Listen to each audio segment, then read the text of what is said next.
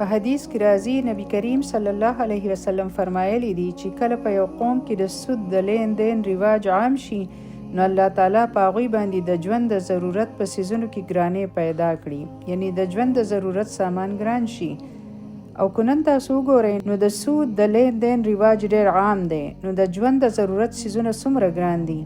او چې په کوم ځای کې د سود ریټ زیات وي نو هلته هغومره ګراني وي. او دغه شان نبی کریم صلی الله علیه وسلم فرمایلی دي لعنت دی د الله لعنت دی په سود خوړلو والا او چې په نورو باندې خوري، یعنی یو وي په خپل سود خوړل او بل وي هغه په نورو باندې خوري، نو په دوانو باندې لعنت دی، په ورکولو والا او په اخیستو والا. او نمبر 3 په لیکلو والا. هغه خلک چې سود لیکي که هغه بنده په بینک کې ملازم وي نو په دې وجه کوشش کوي چې د چا بچي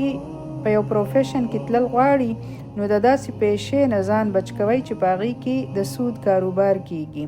او دغه شان په هغه دوو ګواهانو باندې هم د الله تعالی لعنت دی چې څوک ګواهي ورکوي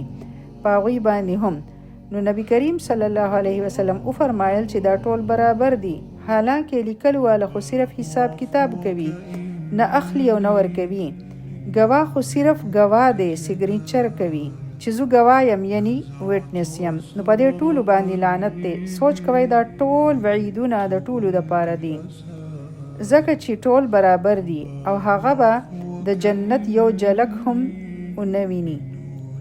ځکه چې هغه خو به په اور کې پروت وي. نو دومره خبره کافي ده د یو کس د سود د پرېښودو دپاره ځکه چې هغوی خو اصحاب النار دي